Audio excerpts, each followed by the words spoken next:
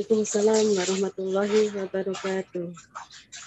Alhamdulillahirabbil alamin. Jazakumullah khair atas penjelasannya dan pencerahannya Ustaz. Untuk sesi tanya jawab bisa langsung saja Ustaz. Ya, tafadhal. Baik, untuk yang sudah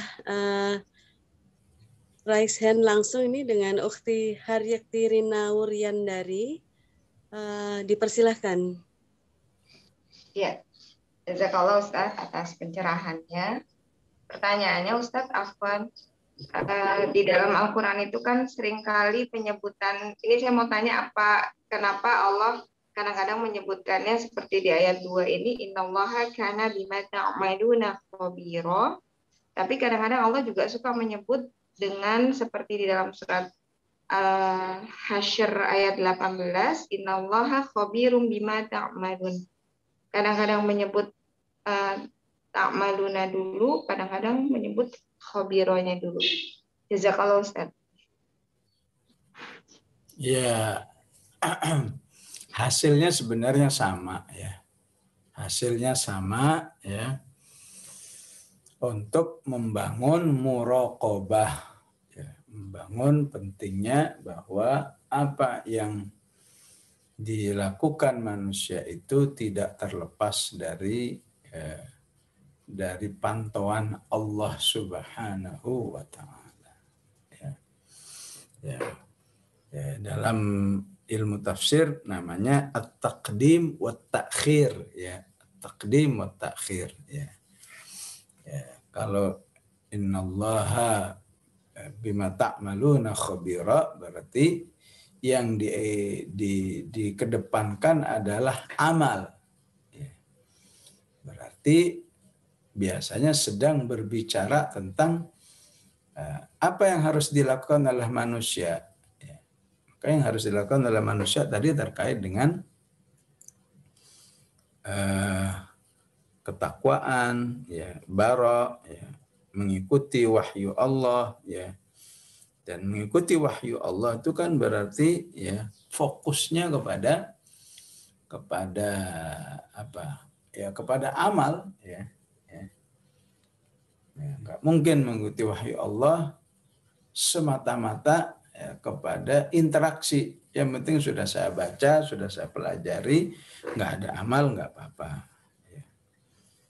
Sehingga Allah kedepankan ya amal dulu, innallaha bima ta'maluna khabira ya.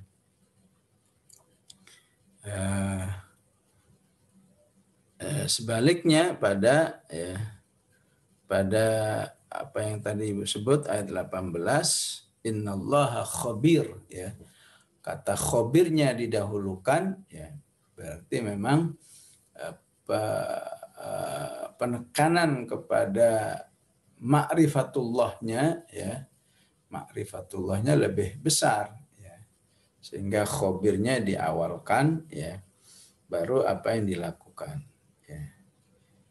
Ini semua ya saya katakan tadi pada akhirnya untuk satu tujuan yang sama, muraqabatullah ya, terutama ya kata khabir itu untuk amalan-amalan yang sifatnya qalbiyah, yang sifatnya hati ya. Beda basir itu untuk amalan-amalan yang sifatnya zahiriyah, yang kelihatan ya. Adapun Allah mendahulukan sifatnya daripada dirinya ya. Karena kalau kita lihat di sini ini semua ya amal-amal yang lebih kepada ingat kepada Allah ya. Jadi ya ayyuhalladzina amanu taqullah ya. Diulang lagi wattaqullah ya. Maka salah satu bukti bahwa kamu takut kepada Allah itu ketika kamu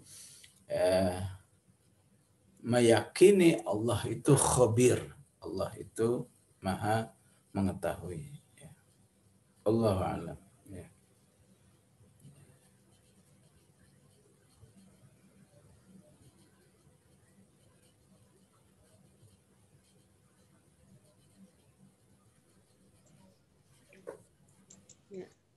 Baik, terima kasih atas jawabannya Ustadz.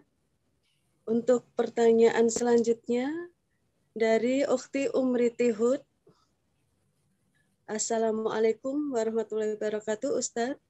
Bila Rasul diutus 315 orang, kenapa saat Rasulullah Shallallahu Alaihi Wasallam Mi'raj ketemunya hanya beberapa Rasul yang banyak dikenal umat Islam? Iya, ya itu memang salah satu salah satu kebijakan Allah Subhanahu wa taala. Ya, tentu karena itu kebijakan Allah aslinya tidak bisa dipertanyakan ya, karena dikatakan la yus'alu amma yaf'alu wa hum yus'alun. Ya. Allah itu enggak berhak dipertanyakan. Kenapa Allah pertemukan hanya kepada sebutlah 7 anbiya saat itu ya. Tapi para ulama dalam hal ini masih mencoba untuk apa? Untuk mencari hikmah-hikmahnya. Ya. Maka dikatakan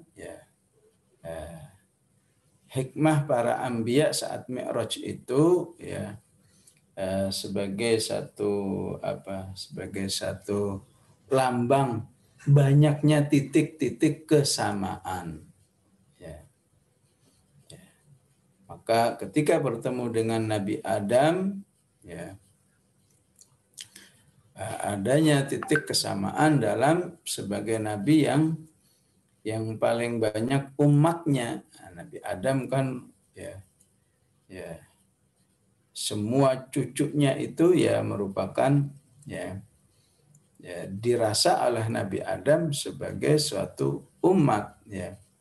Sehingga kata Rasulullah, Nabi Adam itu kalau melihat ke kanan dia bahagia, kalau melihat ke kiri dia sedih. Ke kanan itu berarti melihat anak cucunya yang sedang anak cucunya yang soleh ya. Anaknya melihat ke kiri dia melihat nasib anak cucunya yang kafir. Ya tentu Rasulullah lah termasuk Nabi yang umatnya sampai saat ini 14 abad masih terus berkembang, siapa yang mau mengikutinya dan siapa yang tidak mau mengikutinya. Bertemu dengan Nabi Yusuf, dengan Nabi Yahya, adanya kesamaan bahwa dakwahnya itu banyak ditentang oleh orang-orang terdekatnya. Sebagaimana Nabi Yusuf juga mengalami seperti itu. Dan seterusnya, bertemu dengan Nabi Musa, karena ada kesamaan objek. Nabi Musa itu menghadapi penguasa, menghadapi tokoh, menghadapi orang-orang kaya. Itulah juga umat Muhammad sallallahu alaihi wasallam. Wallahu a'lam.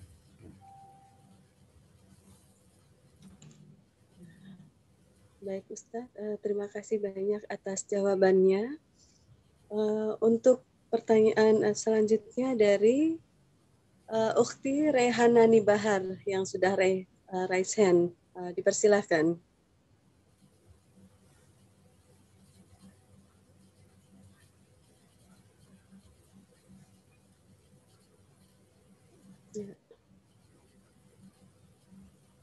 Dengan Ukhti Rehanani Bahar, ya, dipersilahkan. Masih belum bisa masuk ya? Dibuka. Assalamualaikum. Waalaikumsalam.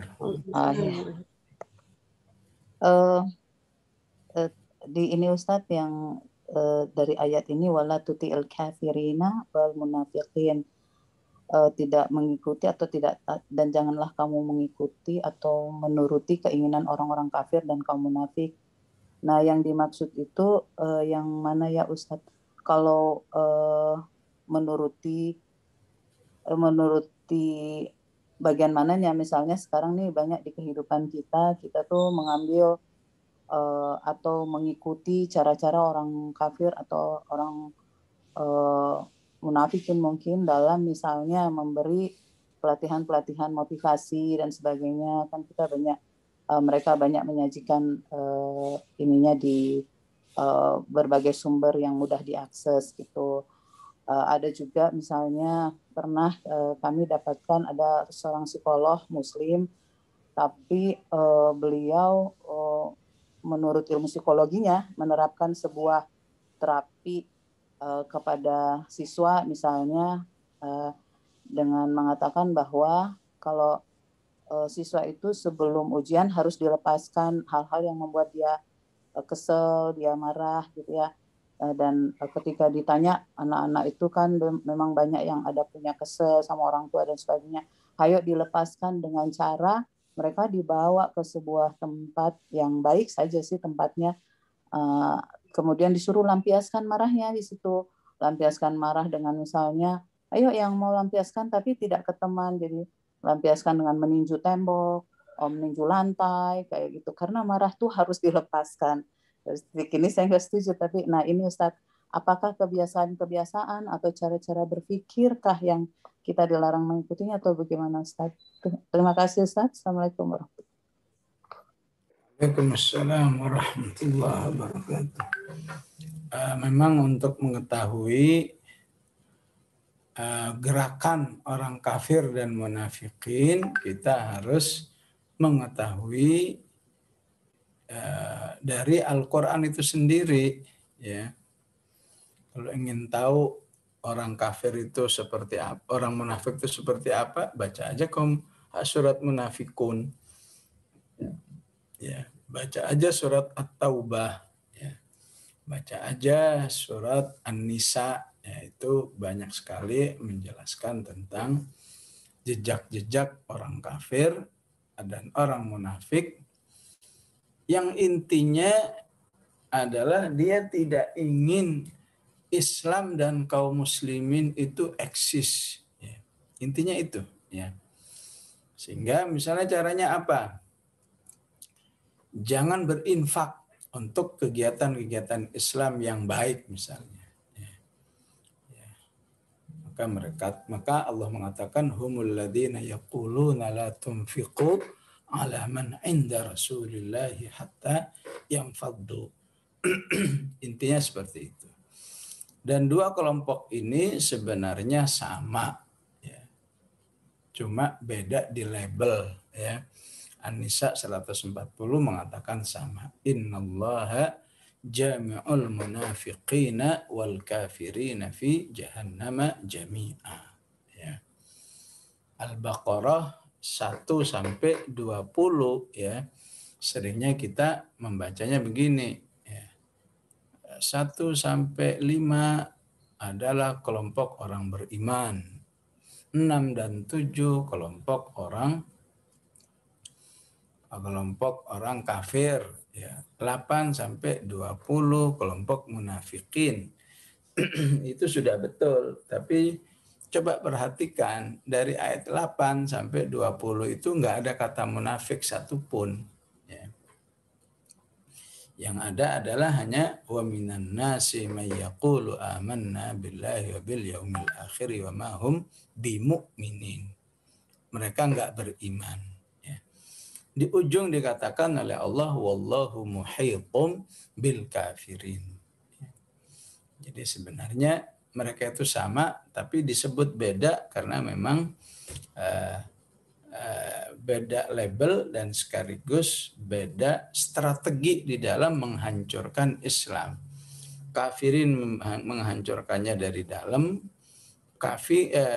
munafikin menghancurkan Islam itu dari dalam, ya. Sedangkan kafirin itu dari luar, ya.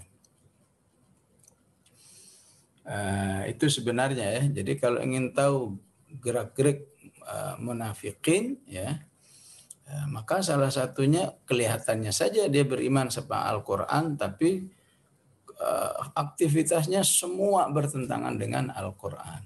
Maka Allah katakan, mathaluhum kamathalil ladzi istawqada nara falamma adha'at ma haulahu dhahaballahu binurihim. Itu kalau ingin tahu versi orang munafik dan, ya, orang kafir, ya. Jadi Ya, kadang-kadang umat Islam nggak nyadar ya ketika dia tidak suka Al-Qur'an, tidak ingin belajar Al-Qur'an dan lain sebagainya, bahwa itu salah satu agenda kafirin munafikin. Wa qala alladziina kafaru la tasma'u li hadzal Qur'an, ya. Ya. Saking apa ya? Saking begitu sudah mendalamnya ya misi-misi mereka itu, sampai kadang-kadang orang nggak nyadar ketika dirinya nggak suka Quran, ketika dirinya nggak mau baca Quran, nggak mau mengamalkan isi Al-Quran. Dia pikir ya itu cuma pilihan saya saja, ya memang saya maunya begini, ya. Padahal kalau dia baca Quran itu salah satu agenda yang mereka perjuangkan agar ya manusia secara umum, khususnya umat Islam, tidak hidup dengan Al-Quran. Adapun kita nggak merasa mengikuti mereka, ya, maka bagi mereka itu sebuah hadiah besar. Wah, kita nggak perlu berjuang, nggak perlu keluar uang, nggak perlu capek-capek. Itu orang kaum muslimin udah otomatis kok nggak suka sendiri dengan Al-Quran, nggak suka dengan Islam, nggak suka dengan tokoh-tokoh Islam, ya. Itu salah satu kerjaan orang-orang munafik. Ya. Adapun apa yang disampaikan Ibu tentang pelatihan, ya,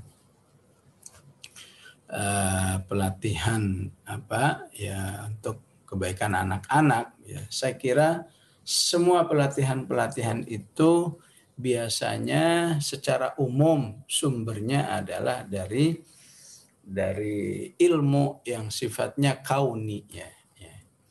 Ilmu yang sifatnya kauni, yang sifatnya alami gitu, ya. Maka ya istilahnya kamu harus melepas semua kejengkelan dan seterusnya, ya, itu otomatis menjadi salah satu ajaran Quran itu sendiri. Bukankah Quran mengatakan wala taj'al fi qulubina ghillal lil ladzina amanu? Itu salah satu ajarannya, ya. Jadi memang di dalam mendidik atau dalam menyampaikan suatu nilai-nilai baik manusia itu ada yang melalui jalur pengetahuan, ada yang melalui jalur wahyu, ya. Ini fitnahnya di sini. Kadang orang kalau lewat pengetahuan, ya istilahnya percayanya itu luar biasa, ya. Mau bayar 15 juta, ayo, ya. Tapi kalau jalur wahyu, ya, mereka udah ragu duluan, ya. Karena ragu, harta gratis juga nggak mau, ya. Padahal seharusnya ya segala pembinaan manusia ketika lewat Al-Quran itu pasti sesuai dengan dasar-dasar ilmu pengetahuan. Sebaliknya, ketika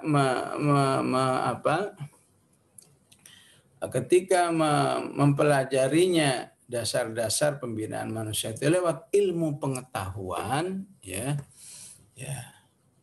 maka belum tentu semuanya itu sesuai dengan wahyu Allah Subhanahu wa Ta'ala.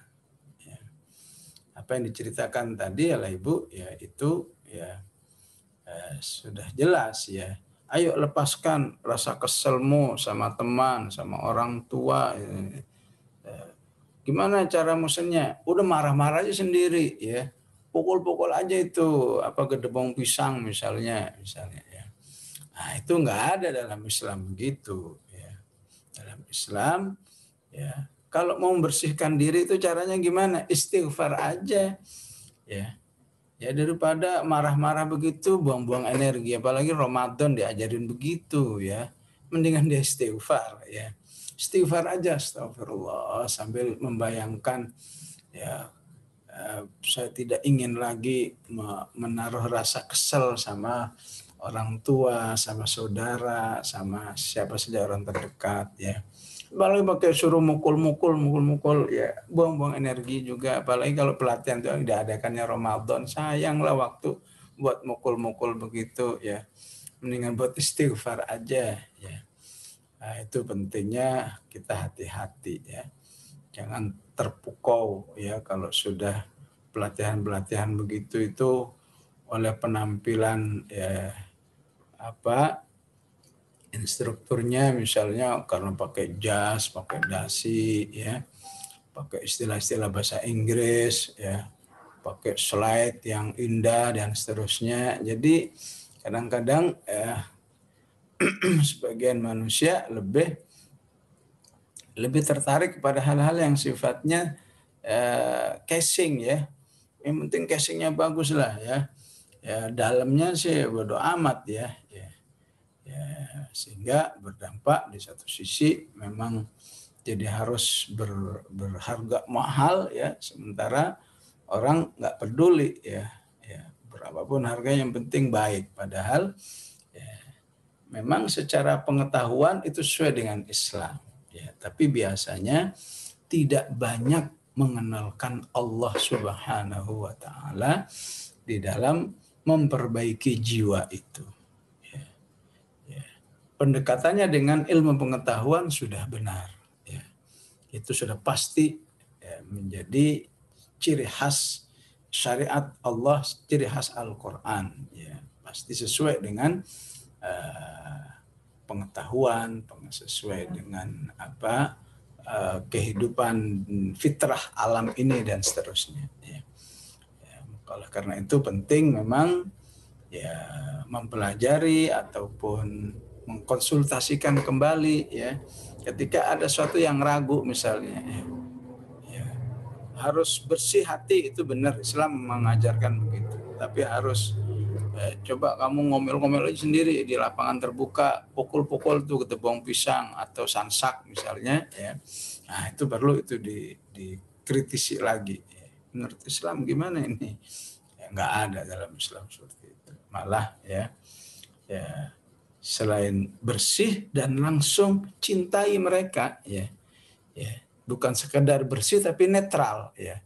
Ayo lepaskan rasa kesel-kesel sama orang tuamu, tapi langsung rubah menjadi cinta, ya. Gimana kayak caranya? Ya, makanya karena ayatnya mengatakan apa? Wal kadhiminal ghaidha wal 'afina 'anil nas. Baik. Ya, jazakumullah Ustadz atas jawabannya. Masih boleh untuk bertanya lagi, Ustadz? Cukup. Masih ada waktu untuk bertanya. Ya, cukup ya, baik. Dengan berakhirnya sesi tanya jawab ini, mohon Ustadz berkenan untuk memimpin doa penutupnya. Baik, sedikit tambahan untuk pertanyaan. Ketika Allah menghadirkan sifatnya, kanallahu bima ta'maluna khabira, ya. Tambahannya juga di situ ada satu penekanan, ya. Penekanan, ya, agar pesan-pesan ini dilaksanakan, ya. Dilaksanakan sampai pada masa-masa yang akan datang, ya. Jadi ya seperti yang saya katakan tadi kan muraqabah, ya. Muraqabah itu harus kamu rasakan hari ini, pekan depan, bulan depan, tahun depan, ya.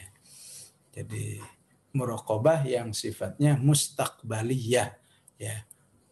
Muraqabah yang sifatnya al-hadirah wal mustaqbaliyah, yang saat ini dan sampai akan datang, ya. Karena tadi terkait dengan amal-amal yang harus dilakukan, ya. Pada kata khabirnya didahulukan seperti Al-Hasyr, ya, 18 tadi, innallaha khabirum bima ta'malun, ya. Selain bermakna muraqabah ataupun tadi saya sampaikan penekanan agar mengingat Allahnya yang lebih diutamakan. Kenapa? Karena di sini penekanannya juga sifat Allah yang sudah azaliyah, ya. Jadi ketika Allah mengatakan bertakwalah kepada Allah, persiapkanlah kehidupan akhiratmu, ini sebenarnya pesan yang sudah ada sejak zaman Nabi Adam, zaman Nabi Nuh, dan seterusnya. Ya. Jadi kalau kamu nggak melaksanakan juga, kamu kesiangan. Ya. Udah hidup, udah dunia udah mau kiamat seperti ini, masih belum mau takwa juga. Ya. Masih belum mau kembali juga kepada Allah. Padahal pesan ini udah lama. Ya. Ya. Jadi khobirnya atau basirnya didahulukan, ya. Memang penekanannya kepada Allah karena Allah itu sendiri ya, zat yang sudah ada sejak dahulu, wal awwalu wal awwalu wal akhiru wal zahir, ya. Ya, sama juga seperti Allah mengatakan, ya, inna hadza la fis suhufil ula suhufi Ibrahim wa Musa. Sesungguhnya pesan-pesan di atas sudah ada di suhuf, ya, di suhuf para anbiya terdahulu, wabil khusus suhufnya Ibrahim dan Musa. Artinya apa? Pesan kamu agar cinta akhirat, jangan terpesona oleh dunia, ini pesan udah lama. Kalau sekarang akhir zaman ini kamu nggak melaksanakan, kamu ketinggalan zaman banget, ya. Ya, padahal ini sudah lama diajarkan kepada umat manusia. Ya. Ya, jadi setara dengan pesan-pesan seperti itu, insya Allah. Baik, ibu-ibu, kita tutup. Bismillahirrahmanirrahim. Alhamdulillahirabbil alamin. Allahumma shalli wa sallim ala sayyidina Muhammad wa ala ali sayyidina Muhammad. Rabbana ighfir lana wa liwalidina warhamhum kama rabbawna shighara. Allahumma barik lana fi syahri Ramadan. Allahumma barik lana fi syahri Ramadan. Warzuqna thabata wal istiqamata fil amali fi hadha asy-syahr al-mubarak ya Rabb. Warzuqna as-sihhata wal afiyata wal quwwata fi hadha asy-syahr al-mubarak li ta'atika wa dzikrika wal qiyami was-siyami ya dzal jalali wal ikram. Allahumma inna nas'aluka mujibati rahmatik wa azaima maghfiratik wassalamata min kulli ithim wal ghanimata min kulli bir wal fawza bil jannah wan najata minan nar. Rabbana hab lana min azwajina wa dhurriyyatina qurrata a'yun waj'alna lil muttaqina imama. Sallallahu ala sayyidina Muhammad wa ala alihi wa sahbihi wasallam. Walhamdulillahi rabbil alamin. Wassalamualaikum warahmatullahi wabarakatuh.